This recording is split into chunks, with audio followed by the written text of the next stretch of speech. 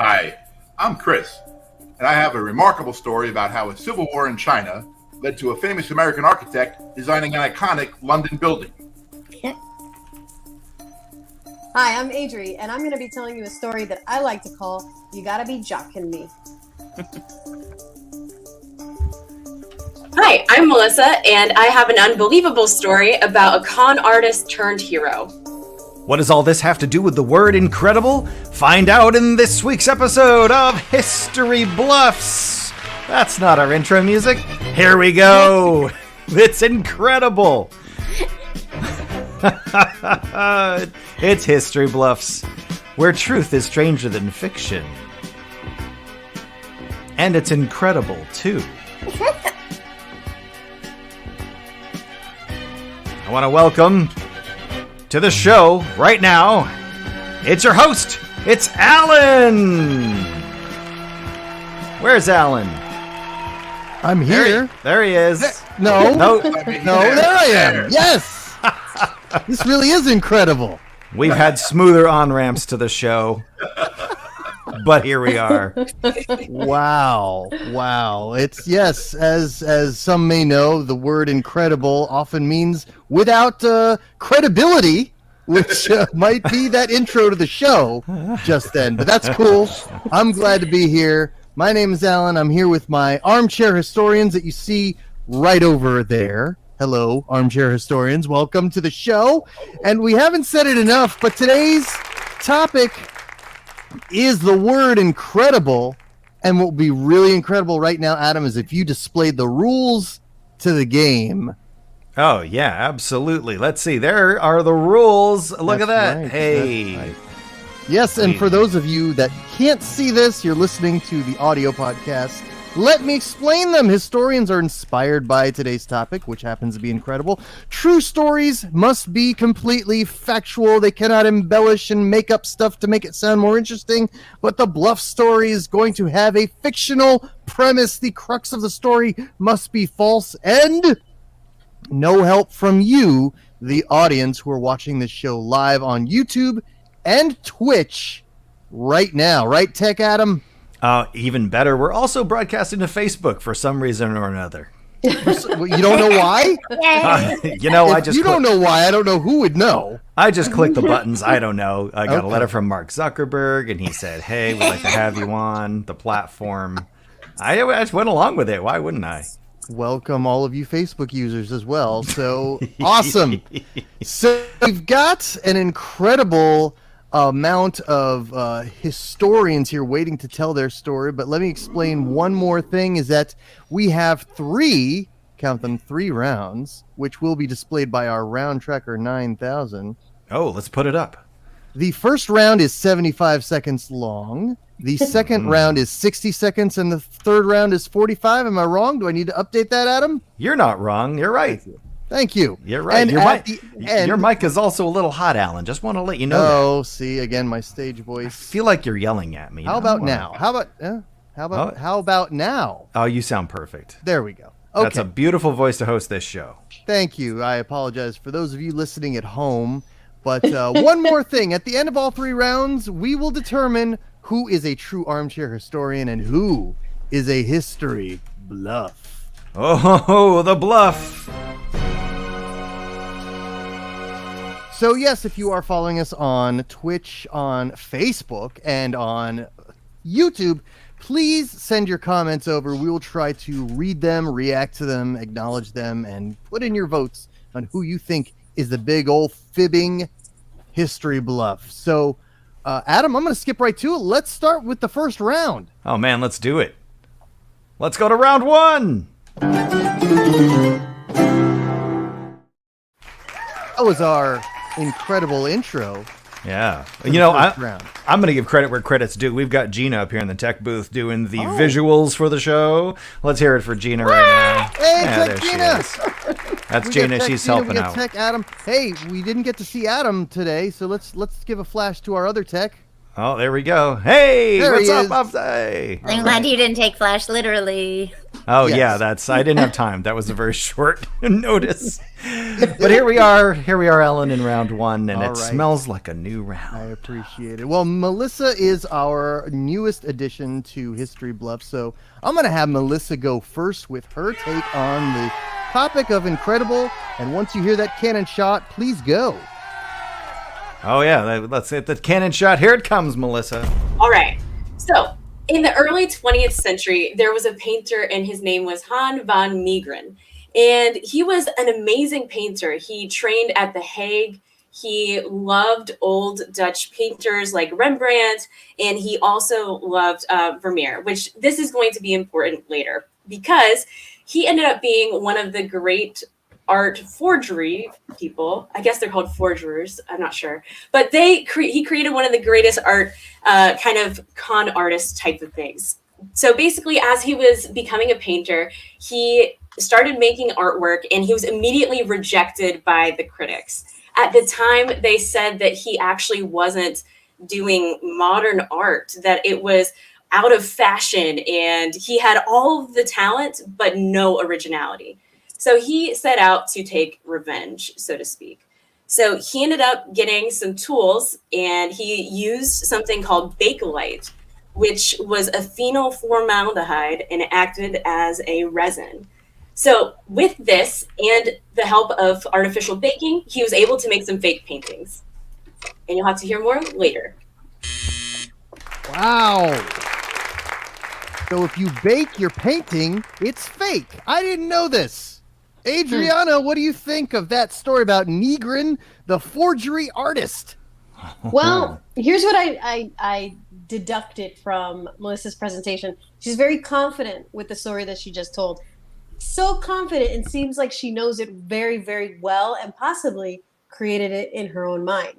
So I don't exactly have an opinion on the story itself, but that's what I'm going to say about Melissa so far. Okay. Chris, what is your opinion on this modern art forgerer? Yeah, very much in the same frame of mind as Adri. I recently saw the movie Basic Instinct, and the main character, Catherine Trammell, her big alibi is that she wrote a book about the style of murder that she's accused of doing in the movie. And so this is a perfect alibi for Melissa to tell a story about a forger that is made up, because if she's making up a story about something that's fake, then that's her perfect alibi. Yep. Fake story about a fake painting? Could be. I don't know. But Adrianna, I do know that I'd like you to go next in round one. All right. I'm ready when you are. Okay, so I am telling you today the story about an incredible and heroic survivor named Charles Jockin, a man born just outside of Liverpool in 1878. You may not recognize his name, but everyone on Earth knows the story of the maiden voyage of the Titanic and how it sank after it hit an iceberg, killing most of the employees and more than half of its passengers. Charles Jockin was 33 years old and the head baker on the Titanic. He was one of 214 employees who made it out of 900, so most of them did die. And during the trial and inquiries after the Titanic sank, he testified that at the time of the collision, he was asleep in his bed, which was located midship, and the force of the collision woke him up. He ran up to the top deck to see what was happening, and they basically pretty quickly knew it was going to sink, so they did abandon ship. He went down to the kitchen where he worked, and him and 13 other bakers, because he was the chief baker, they basically collected all the bread and started putting it into all of the lifeboats. I'll tell you the rest of the story. Wait, really? Save the bread? Wow. Whether it's true or not, this is my favorite because I freaking love Titanic. This is amazing. Adrianna chose a day when Katie wasn't here to Right. confirm or deny. Our resident Titanic expert, Katie. Yes. That's right. Katie That's right. always makes Sneaky. it about the Titanic. Chris, what do you think? Wow. After I saw Basic Instinct, I also saw the movie Clue, and the baker in the kitchen did it with the bread. I mean, come on. That's truly an incredible, as in unbelievable story. Wow. They are synonyms of one another. Save the bread. Now Save we the were bread. wondering why there weren't enough boats on the Titanic. I see what you did there, Alan. This Wonder is- bread. Boom. But only the first class bread made it. No. Oh, wow. That's, there you go. That's Okay. amazing. Let's What is hear first more- class bread? Class bread. That like Swiss swirled Like marbled rye. French bread. Don't French know. bread. Definitely the French bread. Yeah, the yes. Cuban bread was not on the No. lifeboat. Oh, Cuban bread's gotta wait. Wait No. your turn. Man. All right, Melissa, what do you think? Yeah, I'm kind of with you on this one. It seems a little half-baked. The whole idea... the whole idea that a ship is sinking and the first thought is, what are we going to do with this bread? I have concerns. Also, his name, Charles Jockin, sounds like Joshin, and I'm wondering if you're joshing us. Or is it like Or might like be. Joaquin Phoenix? It- 'Cause that's how his no, name looks like no. Jockin. Yeah, it's It's not mispronounced spelled that way. Joaquin. Adam, Yes. Adam, you're walking a tight line with that one. Oh, come on. Oh, jeez. Wow. You guys are sinking All right. fast. Oh, we are. Yes, we are. Oh, man. We are. And the thing is the boat went down, but bread's supposed to rise. So Oh. Maybe that's why he did it. yeah, he thought that would save him. It's all. his fault. Yes. He left the bread. The boat would have stayed afloat. He, If only there was more bread on this boat. Where'd you put the you, bread? you don't use Baker logic on a ship. It's not. Okay. Chris, Yes. you haven't gone this round, so I we're have gonna hear not. your incredible story. All right. Well, yeah. one of the images. I'll wait until my time starts. Oh, yeah. Okay. All right. We got to get you squared away, get you into the circle there. Okay. And here you go. Okay, so one of the icons on the masthead of our, the placard of our show was The Incredibles, the story of The Incredibles, and the voice of the father of The Incredibles was Craig T. Nelson. In an interview that I was inspired this story, he said that his favorite architect is IMP. So IMP designed buildings in 18 countries on 4 continents. Born in China, P moved to America for college. He was majoring in both physics and chemistry, and he made the classic mistake, as some of us have done, of falling in love as in college. His college sweetheart dumped him, and he was heartbroken, and he flunked out of Central Washington University. To distract him from his lost love, his cousin took him on a sightseeing visit to Washington, D.C. He was inspired by the architecture of the national monuments, and he decided to rededicate himself to his studies. He went to RPI as an architecture student, and he then received his master's at Yale School of Design. At Yale, his roommate was Scottish-born Spencer Percy, who would later go on to accidentally invent the microwave oven while working for RCA, and he brought IMP home with him to London for a holiday trip. This trip would change P's life forever, and I'll have more about that in the next round. Okay. Adrianna, what do you think of this incredible story about the designer named IMP? I can smell a bluff when I hear it or see it. Here's the thing. That had all the fixings. It had acronyms, IPM. It had Ivy League schools. It had someone really smart getting a biology and physics or whatever degree. Like, those are the things that put you up here where lay people like me can't see it, but I can smell it. I can smell a bluff. You smell the bread. There could be the bread. I smell the bread in the back. I also smell a bluff.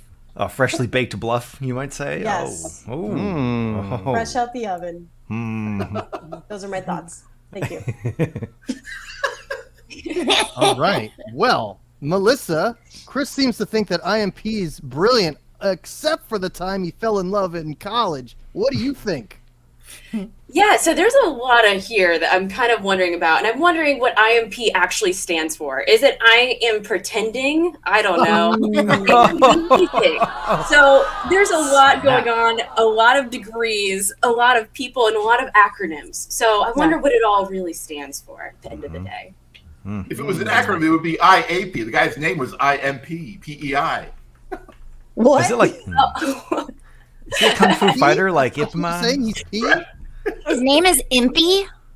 Yeah, old Impy. I give up. Oh man. Well, we should show Alan the round tracker because he's got some. Look at that. Look at that. All three are filled up. That means it's time for that piano sting, right, Adam? Oh, let's do it, Gina. Let's go to round number 2. It's round 2 time. This is incredible that we are at round 2, Alan. It is incredible. Let me take an incredible drink from my incredible glass. Wow. Right. It's the Incredible Hulk glass, which you clearly acquired purely for this show. Sure. Incredible clase de agua. That's very good, Gina. That's Gina's best Italian. Very nice. All right. Well, it's time to start round 2, where the round is shortened, but the points are doubled, which is double zero. Twice the points. Twice the points. We're going to bring up Adrianna to start off round 2. She only gets 1 minute for her second chapter of this story. Let's hear it. Okay, here we go. Okay, so contrary to what everyone said about the bakers baking bread, they were actually putting it into the boats so that these people would have something to eat for the next few days that they might possibly be at sea. Once all the bread had been distributed, the bakers then started actually filling the boats with people. They were helping fill them up and get them out. Once that was done, Charles decided to go back to his cabin and start making himself a little cocktail. So he started drinking. Then he went back up to the top deck and started throwing chairs and tables off the side of the boat, hoping that whoever was down there would be able to use them to float. Then he went back to his cabin again, took another swig, filled up his flask, and started going back to the top of the boat. And he made it all the way to the back of the boat, which I think is called a stern, but I'm not really sure. And that's where I'm going to pick up with the rest of the story in round 3. Okay, yes, I often confuse aft, bow, stern, all of these things. I don't know. Ship talk, not baker talk. Exactly. It's not baker talk. So so he didn't put all the bread in one boat, which is what I was believing. Right. It was in all the boats. All the boats. Which has some logic behind it. Some.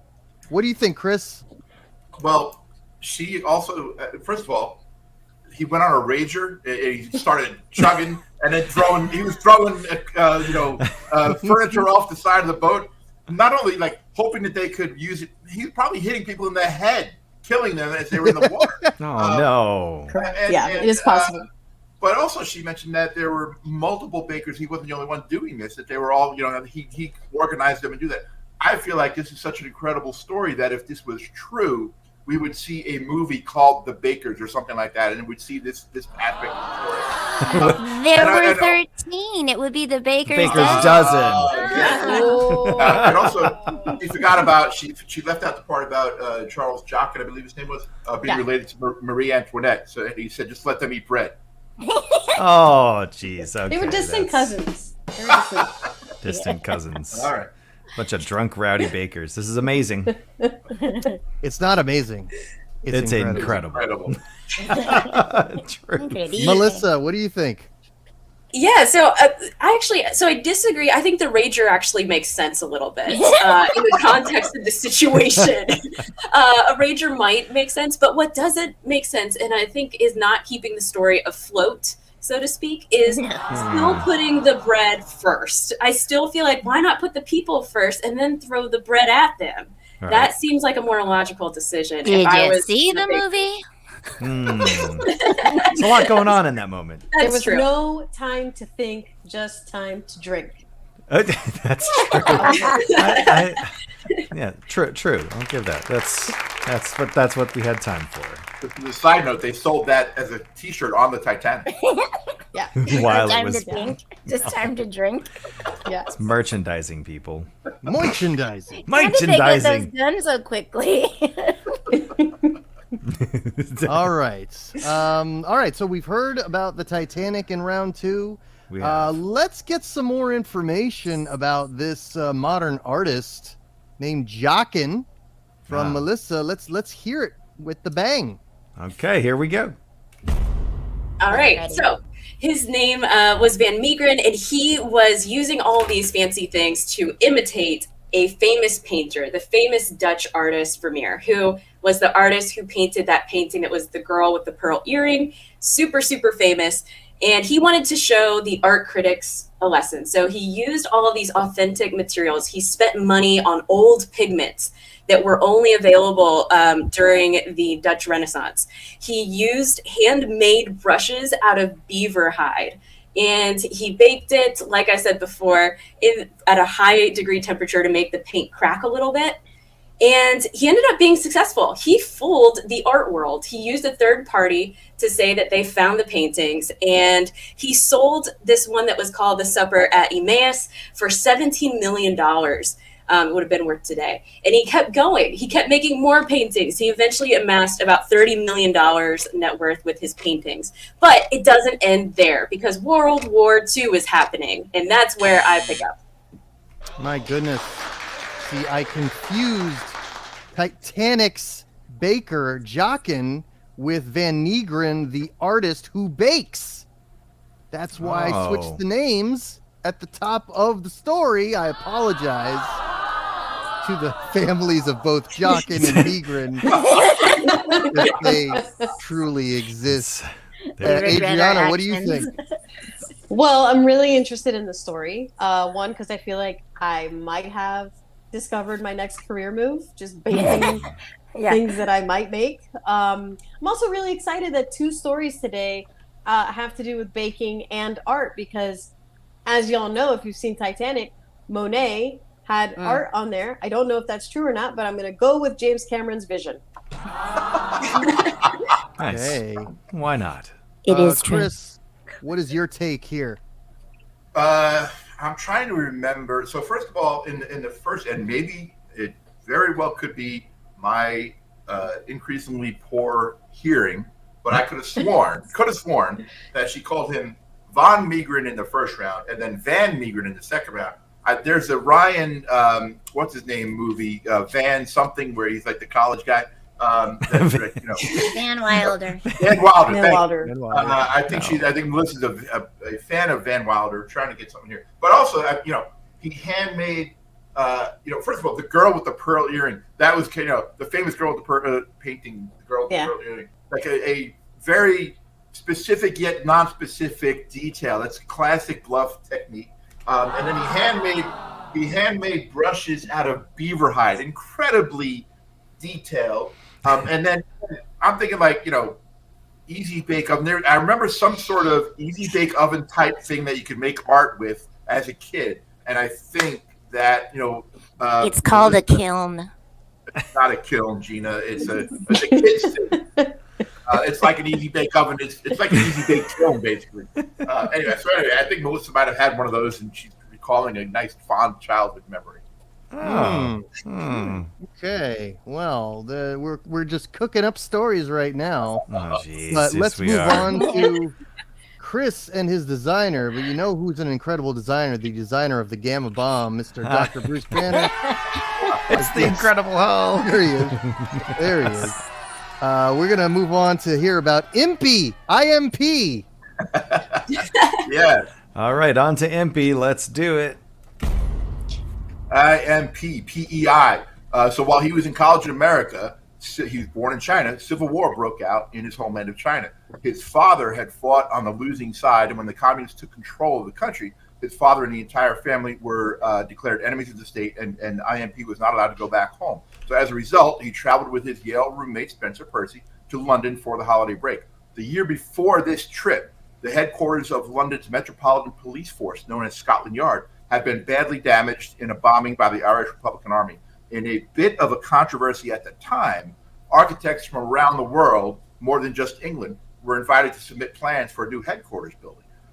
People were kind of in an uproar because traditionally, London is known for some iconic landmark buildings, and they didn't want any outsiders, they being kind of general public, were negative on outsiders coming in to design something, especially something this big, Scotland Yard.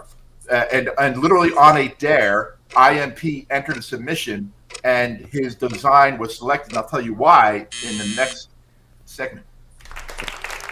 And final segment, Chris. Adrianna, what do you think of that story about IMP? I'm feeling some more bluffery now that the Scotland Yard has been thrown in, and the IRA over there. It's just fitting all the check marks. I also have 2 architects in my family, so I'm still waiting for the architecture portion of this story to come in. But I guess round 3 will be the teller. Sure. We'll find out then. We don't know yet. Melissa, what do you think so far? Yeah, it sounds like IMP is making some risky moves here. He got married in college, entering this submission on a dare. So I have to wonder if that is reflective of the person creating the story taking some artistic risks with this story. That's where I'm at. All right. Actually, that he broke up with his girlfriend in college, right, Chris? Is that what I heard? He wasn't married. It was his girlfriend, and she dumped him. Yes. Yeah, that broke his heart and ruined his grades. So maybe he turned into a fit of rage. Oh. Brilliant. By the way, we'd like to introduce our sponsor, Incredible Hope. That's right. It's History Bluffs, brought to you by Marvel. Not at all. If he Pending. Banner, it'd be called Bruce. That's the worst jingle. Alan, what's that above you? That's a full round tracker, round 2. Holy cow! And that means we're moving on to the final round. Let's Gina do and it. Adam. Let's go. Round number 3. Round number 3. That's where right. we're at. It is round number 3. Chris has yet to go first. I want to hear the remainder of the IMP story. The man who got dumped, the man who was brilliant. Who knows what he would have been if not for heartbreak. Let's go. All right, here we go. All right, and just to satisfy Adri, despite the fact that my story is about IMP, one of the most famous American architects out there, here's where the architecture comes in. So, using a frontage-based design, P's submission relied on geometric arrangements that he actually had viewed on a day trip to the Louvre Museum in Paris. He would later say that he wanted the building to boldly stick out from its surroundings as a brazen message to the IRA that Scotland Yard would not be defeated. Despite his relative lack of experience, and with the sponsorship of Campbell Archibald Swinton, a Scottish architect and family friend of Spencer Percy, IMP's Yale roommate, the British government engaged P for the design. And the chief of Scotland Yard, John Baird, would later say it was P's brash attitude toward the IRA that helped him get his design was selected. There. Okay. Wow. So, That's all a right. lot. That is a lot. Melissa, what do you think of that resolution? Yeah, so that ended really quickly, and I feel like the architecture part was just kind of pushed in there, kind of like 2 columns pushing in the architecture. So I have some doubts. And only because Okay. Adri asked for it. Yeah. That's true. Okay, Adri, let's hear your take. His story's done. What do you think? It makes me wonder, if I haven't said anything, what backup story did Chris have? Oh no! As if he didn't have one. The man is an architect. How can it be less architecture related? I heard geometry involved. Everything's there. He Yeah, built things. I He just- didn't architect. Although technically he did make toast once, so he's a baker. Oh. Oh. Architectically. Toast. It's made from Yeah. bread. I'm going to reserve my comments for my final thoughts. But I am questioning what he would have said had I not brought it up. Thank you. Oh, that's true. We'll never know. We'll never know. It's got notes and everything. Wow. Written by Chris at the bottom. Oh. He autographed. My story. My capital story. M-Y. Oh, man. Well, anyway, Well, that was Alan. incredible. Incredible like the movie Oppenheimer.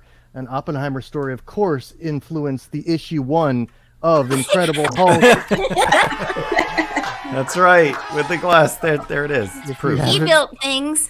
If you haven't read Incredible Hulk #1, please do so because it's very Oppenheimer-like. Anyway, Yeah. After the show, though. Melissa, I'm going to have you go next and wrap up your story about Van Meegeren, the forgery artist who bakes art. Here we go. All right, first of all, Van Meegeren, I don't speak Dutch, so I'm sorry if I'm saying the Van part back and forth. Okay. Now, the crazy part of this story is as World War II is breaking up, the Nazis are taking art from places that they are overtaking. And ultimately, he works through a third party and he sells some of these forgeries to the Nazis in exchange for sources say between 127 and 137 actual Dutch paintings. Now, World War II ends, and everybody is after Van Meegeren because they think he traded away priceless paintings. He had to prove that they were forgeries in a court. They made him repaint them. They did chemical analysis, but he was ultimately found just to be a forger. Son of a gun. One last clarification. His name was Von or Van Meegeren? It's VAN, and I've It is heard it VAN, pronounced both Van. ways. Okay, Yeah. so I had it clarified in a music class when I mistakenly referred to Beethoven as von Beethoven. It is Van Beethoven because Von means nobility, and Van is more man of the people. I could be switching those two. Well, but then that's what's what then what's Vin Diesel's rank? nothing? Vampire Slayer. That means vehicle identification number. Oh, okay. Yes. It's true. And his vehicle takes diesel. Yeah, exactly yes, right. it does. Exactly right. All right, Okay, sorry. so Okay, now we're that good. we've clarified that, We have. Adriana, what is your take? Well, it sounds like the Van Digris? Negrin. Meegren. Vigren? Vegan. Meegren. Oh, with an M. M-E-E-G-R-E-N. Megrin. Okay, I got Got that one it. too. Well, it sounds like he was more of a known as like an art vandal at the end of it. There you go. That's good. Got it. Thank you. There it is. I was waiting patiently for that one. I actually really enjoyed the story. I am a history buff, and I've never heard that before. So that's on my radar right now. So I'm thinking about it over here. Okay. Thank you.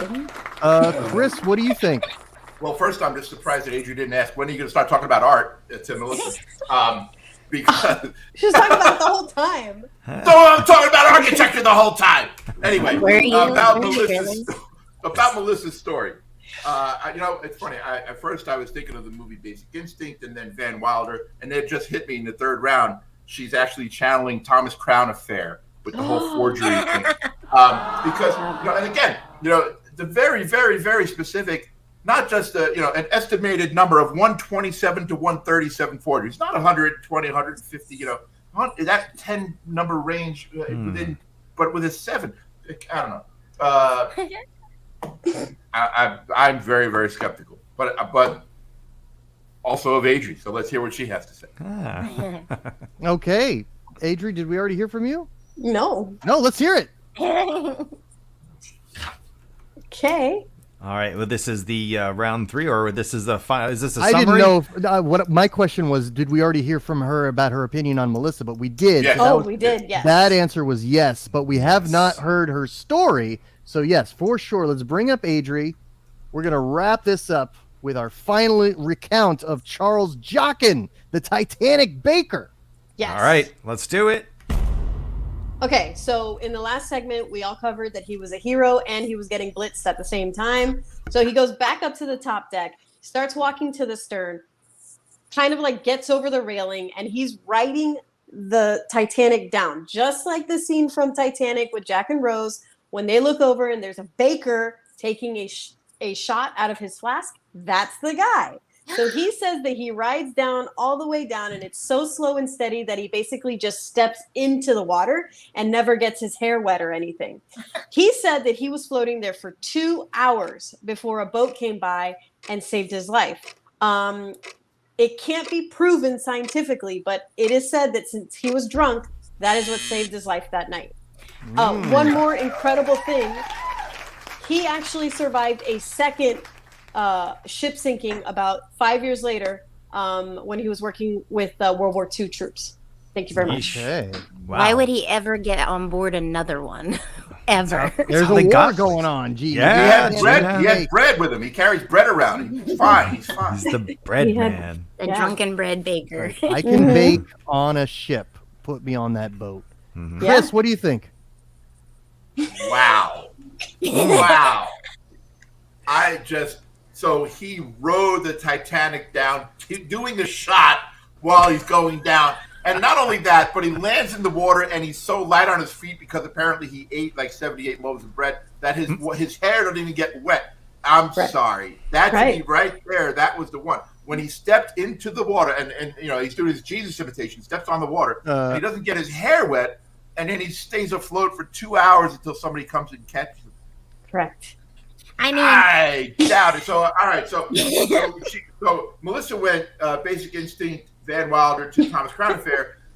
Adri went Titanic, Clue to apparently the story of Jesus Christ, the guy that still walks on water. So, wow. That's my comment. Wow. but if you had to pick one, I'm going to do that at the end of the show. Okay, Melissa, what do you think about Charles Jockin? Yeah, so that ending scene did feel like a scene out of a movie. I'm going to say with the detail of grabbing the railing and, the maneuvers. Like, how did we know that? And then the second question I had, all of that detail, but we don't know what kind of alcohol he was drinking. So that's really a question I have. I'm going to go I with think rye that's the whiskey. difference. So there's been contradictory reports that it was either schnapps or whiskey. Come on. Rye whiskey. Obviously rye whiskey. Yeah, but it kept him warm. It kept him warm. So, I'm a big cruiser, and from now on, I'm just going to be drunk the whole time, just in case we sink. I'll survive. She's going to get the solid drink package.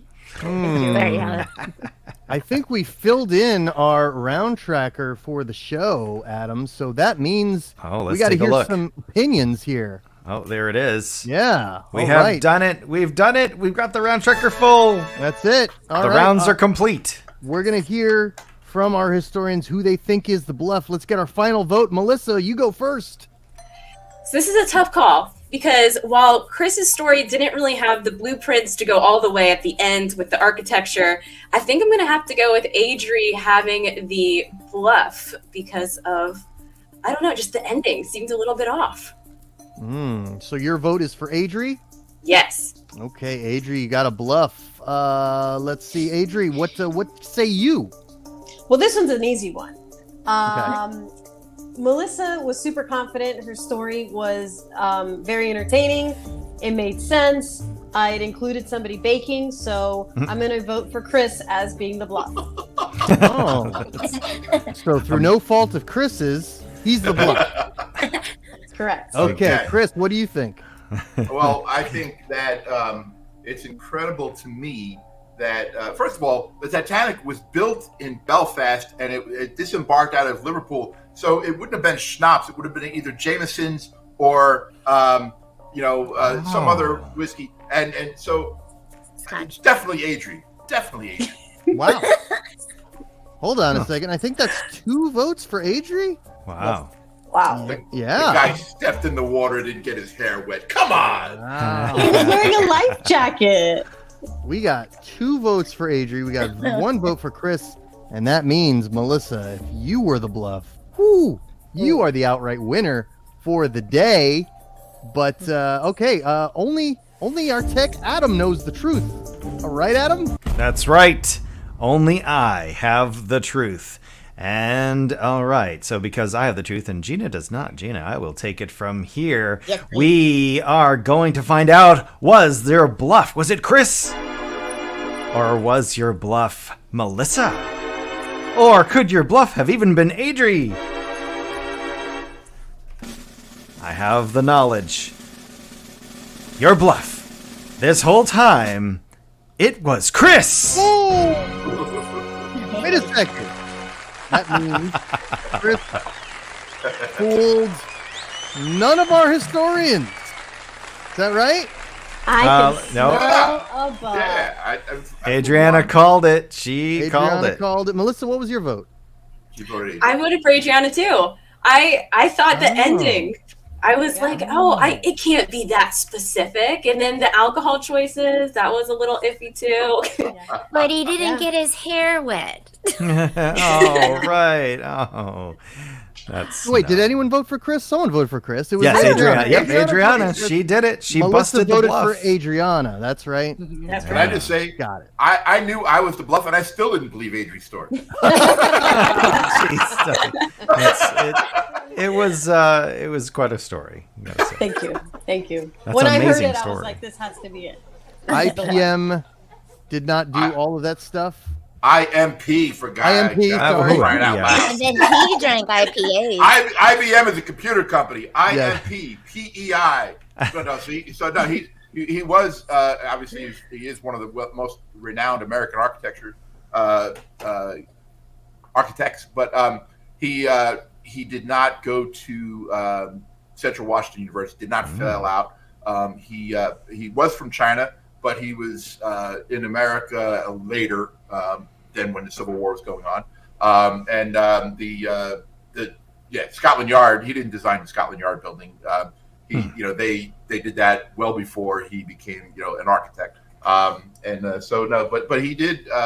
IMP was very famous American architect, and he went to he got his stuff from Harvard, not Yale, and he did design a piece of the Louvre, but not the whole Louvre itself. But the triangle out front is one of his more famous pieces. Yeah, That's the thing everybody knows. Yeah, it's beautiful. It's the triangle. Name one more thing in the Louvre.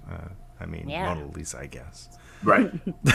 David, Michelangelo David. Okay, settle down. That's Venus de Milo, is she in there? Okay. architectural. Okay, we got it. Oh, sorry. Anyway, that means all of our stories about baking were accurate, and you know who else was baked by gamma rays? No, it was the Hulk. It was the Oh Hulk. my God. He was. He was baked He's so. by gamma rays. He's so incredible. Shameless. Incredible. Shameless. Right. Adam, take us out. All right, Alan, thank you for hosting this wonderful show. Thanks to all of our historians, to Melissa and Adrianna and Chris. And I have been your technical... Well, that's all right. See, there we go. We're going to outro this baby. Gina, thank you so much for helping the tech booth. Catch us You're where you welcome. get your podcasts, where we live every week on YouTube and Twitch and Facebook.